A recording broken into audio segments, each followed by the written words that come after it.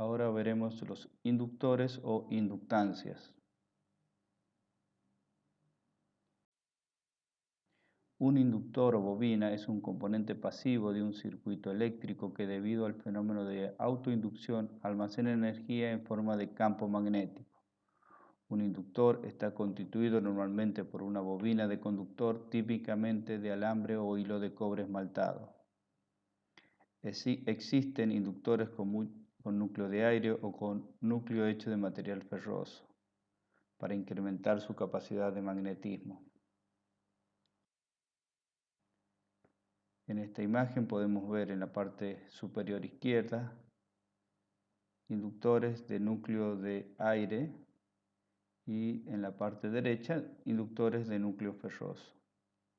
En la parte inferior izquierda vemos un inductor variable y en la parte inferior derecha distintos inductores que podemos encontrar en circuitos que analicemos. También están los inductores ajustables o bobinas ajustables. Normalmente son de inductancia y se producen por desplazamiento del núcleo. Suelen ser blindados, por lo que son encerrados dentro de una cubierta metálica. En la imagen de la derecha vemos un despiece del mismo. Por un lado tenemos la base, tenemos los conductores de contacto que van a estar normalmente soldados a una placa de circuito. Tenemos el carretel donde va a estar bobinado el arrollamiento con un cable de cobre. Por arriba de él tenemos una cazoleta roscable o ajustable. Y la cazoleta se va a desplazar sobre un soporte, el soporte de la cazoleta. Por afuera de todo viene un blindaje que normalmente es de aluminio. En general, con un destornillador nosotros podemos ajustar o desajustar la cazoleta roscable, lo que provocará una variación de la reluctancia del circuito y esa variación provocará una variación de la inductancia, por eso es variable.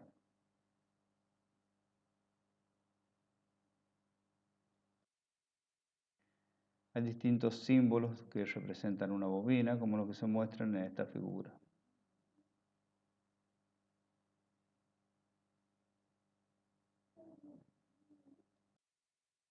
En esta imagen tenemos distintos bobinados, algunos con núcleos de aire y otros con núcleos de material ferroso.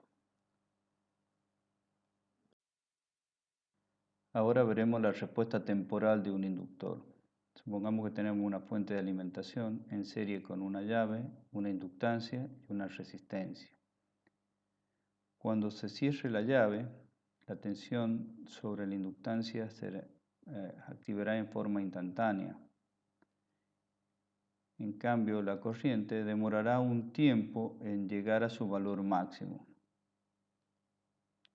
Henry atribuyó este retraso de la corriente al campo B, ya que en diferentes experiencias realizadas, aumentando el número de espiras del arrollamiento, aumentaba el campo y encontró entonces que el tiempo en alcanzar el valor final de la corriente se hacía proporcional a este campo. La corriente final se obtiene realizando el cociente entre la tensión aplicada y la resistencia.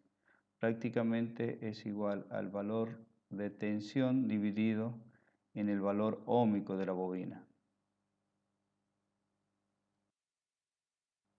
Si se aumenta la inductancia aumentando el número de vueltas de la bobina, entonces la corriente se retrasa más.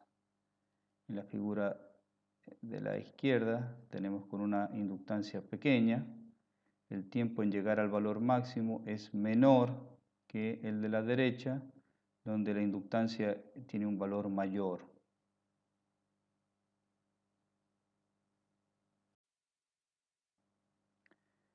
Se puede hacer un análisis frecuencial de la respuesta de la inductancia. En este caso tenemos una fuente de corriente senoidal junto con una inductancia y una resistencia en serie. Si la inductancia es alimentada con una corriente senoidal, determinada, de amplitud determinada, la tensión que creará en la inductancia dependerá de la frecuencia de la corriente. Supongamos que tenemos una corriente que tiene un valor I máximo. Esa corriente producirá una inductancia, un valor máximo B máximo. Ahora, si aumentamos la frecuencia con el mismo valor de pico de corriente, la tensión que aparecerá en la inductancia será mayor. O sea, a mayor frecuencia, mayor caída de tensión en la inductancia para la misma corriente de pico. La relación entre la corriente y la tensión en una inductancia está determinado porque la tensión en la inductancia es igual a L por la derivada de la corriente respecto del tiempo.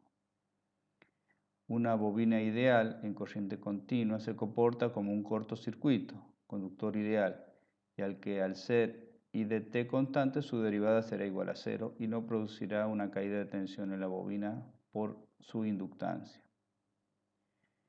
En régimen transitorio, esto es, al conectar o desconectar un circuito con bobina, la tensión es tal que se opone a la variación de la corriente. La bobina almacena energía eléctrica en forma de campo magnético cuando aumenta la intensidad de corriente, devolviéndola cuando ésta disminuye. Se puede demostrar que la energía almacenada U por una bobina con inductancia L, que es recorrida por una corriente de intensidad I, viene dado por UL igual a 1/2 de L por I cuadrado.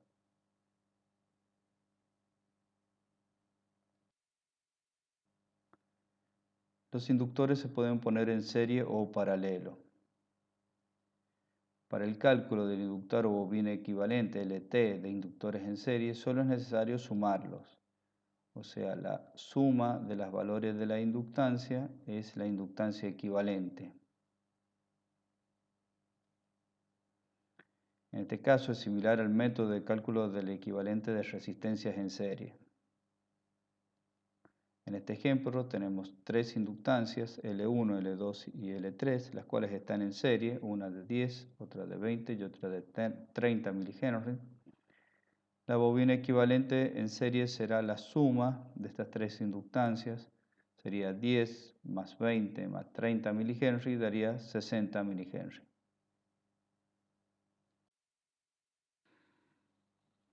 Para el cálculo de inductores o bobinas equivalentes de inductores en paralelo se usa la fórmula de resistencia en paralelo. En este caso, la inversa de la inductancia equivalente es igual a la sumatoria de las inversas de las inductancias que están en paralelo. En este ejemplo tenemos tres inductancias, L1 20 mH, L2 100 mH, L3 50 mH. Al hacer la sumatoria de las inversas de las inductancias, nos queda que 1 sobre L total es 0,081 sobre mH. Sacando la inversa, nos quedaría que la inductancia total es 12,5 mH.